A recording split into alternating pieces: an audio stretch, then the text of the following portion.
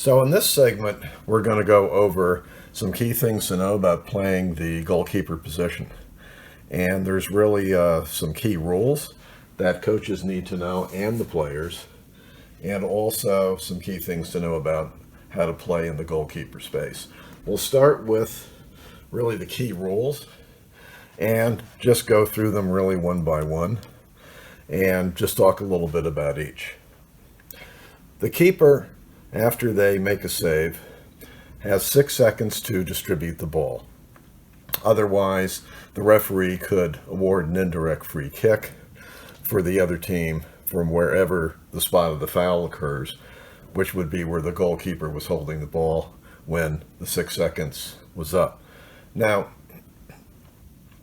the key thing to know is that in games with younger kids, the referees may allow a little bit more than 6 seconds because of their age, but technically they don't have to under the rules. So the keepers need to be aware that they have to distribute the ball pretty quickly.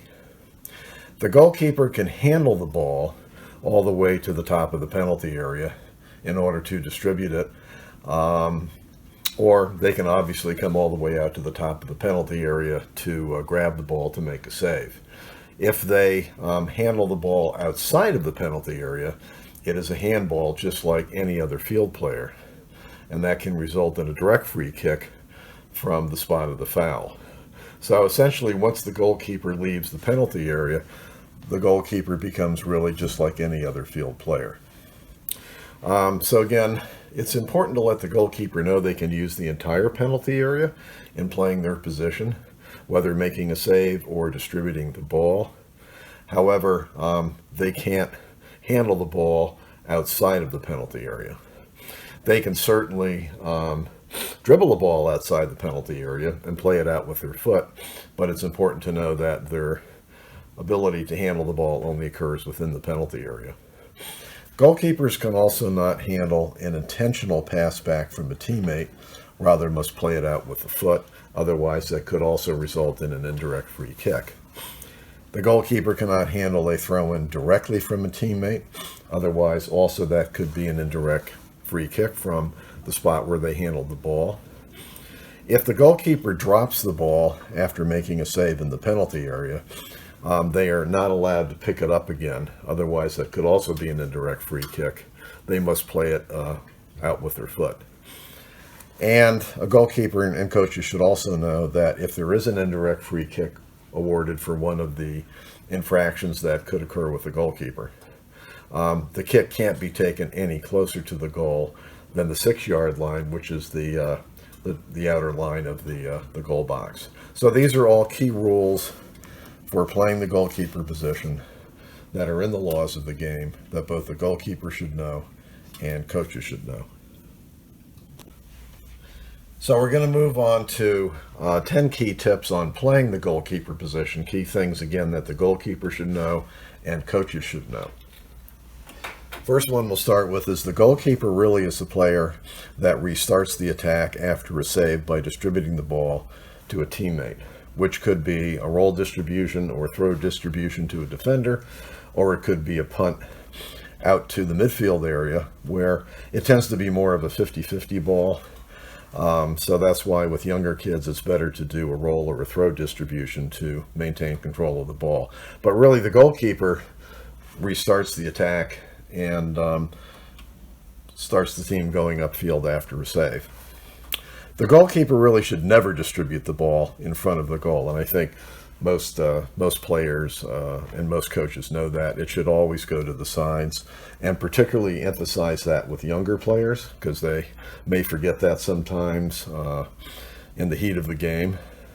The goalkeeper can take a goal kick or have a defender do it on the 6-yard line. For younger kids, it's better to use a defender. And the goal kick occurs in soccer when the attacking team takes a shot on the goal that does not go in the goal, but it crosses the goal line, and the referee awards a goal kick for the defending team. The goalkeeper can move up beyond the penalty area when the team is downfield on the attack and play then also in that situation as a rear defender. So we'll show that in our soccer diagram in just a minute. But the goalkeepers are by no means confined to the penalty area. They can play out of the penalty area and receive pass backs from teammates to restart an attack, or if a loose ball kicked by one of the attackers on the other team comes into the goalkeeper's area of the field, they can certainly play the ball out with their feet. The goalkeeper must also be able to read the attack and to know where best to play in the space around the goal area. So as the other team brings the ball upfield, depending upon how the other team's attackers are positioned near the goal, and depending upon how the goalkeeper's defenders are aligned to cover the attackers, they really have to have the ability to read the play and be able to decide where they best need to be to defend against the shot. Coaches typically will also try to direct them on where to be, depending upon how the play is unfolding. But as keepers also get more and more experience, they'll be more adept also at reading the attack. The goalkeeper is in charge of directing defenders to cover attackers when the other team is attacking the goal. Now, for younger kids, they typically tend to be more hesitant to do this. They're not used to doing that. And coaches of younger players at 9U and 10U may not really train them to do that. As kids get older, coaches should increasingly let the keepers know that if they see an opportunity to direct a defender to cover an attacker, that the keepers have the ability to do that, and let the defenders know they should listen to their keeper, because the keepers may be in a better situation quickly to direct a defender to cover an attacker than the coach is, based upon the keeper's point of view. The goalkeeper also should know how to direct defenders into positions on a corner kick. So, for example, if the goalkeeper decides to cover the post, the near post of the corner kick, they may direct a defender to position themselves really in front of the goal. Again, the defender can't use his or her hands, or the keeper may decide to stay more in the center of the goal and direct their defenders to cover the near post in defending a corner kick. The goalkeeper also should be familiar with defending a penalty kick. Fortunately, these don't happen very often, and penalty kicks really are a separate topic you could spend some time on. The key rule is that when a penalty kick is taken from a penalty spot and is awarded by the referee for a foul by the defending team in the penalty area, that the keeper cannot step off of the line until the shot is taken. And in 9 and 10U, the goalkeeper should also know the build-out line rule as well, and how that works. We can explain a bit more about that in a minute with our diagram. And the goalkeeper should also know the offside rule, which is Law 11 in the laws of the game, and understand how that works. And coaches should also know that law as well. We won't go over the offside rule here.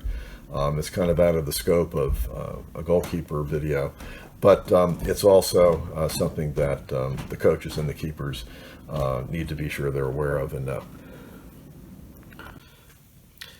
So here is a typical diagram of a soccer field, and just a couple of things we'll note on the diagram. The goalkeeper is here. This would be a typical position for the goalkeeper to stand when the other team is pressing an attack. They'll be out really near the top of the goal box, which we call the 6-yard line. They may play a little farther out to cut the shooting angle, depending upon the particular situation. Let's start with the goalkeeper is able to move up outside of the penalty area and move back, depending upon the play of his or her team. So as they move upfield on the attack, the goalkeeper should move a little bit out of the penalty area anyway, and is able to act as a rear defender. But of course, if the attack comes back in the other direction, the goalkeeper should be prepared to get back quickly to defend closer to the goal area. As the goalkeeper is defending the goal area, they have the responsibility of directing their defenders to challenge attackers as they need to. And certainly on a corner kick where the attacker is taking the ball from the corner and attempting to play it into fellow teammates, the goalkeeper should direct defenders to cover the attackers and decide where he or she wants to play relative to the goal area to defend the goal. And again, coaches will have a lot of input on that with the goalkeeper, and that certainly is a learning issue for both keepers and coaches. When the goalkeeper distributes the ball to a fellow defender, they can use the entire penalty area and come way out to the top. They cannot handle the ball outside of the penalty area, but they should use the whole penalty area and be sure he or she distributes the ball to either one side or the other, but not in the center.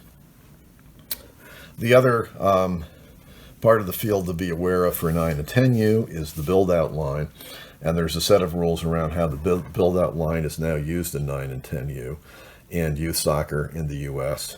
Basically, when a keeper makes a save, the attacking team has to fall back beyond the build-out line, and they're not allowed to cross the line until the keeper plays it out to one of the defenders. But becoming familiar with the build-out line rule is also important.